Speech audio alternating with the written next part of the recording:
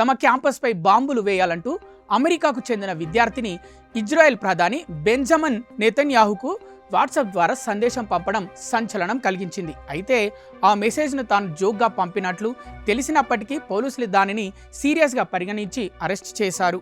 డీటెయిల్స్లోకి వెళితే Florida international యూనివర్సిటీకి చెందిన 23 ఏళ్ల గాబ్రియేలా సల్తానా యూనివర్సిటీకి చెందిన వాట్సాప్ గ్రూప్లో నెతన్యాహుకు సందేశాన్ని పంపింది.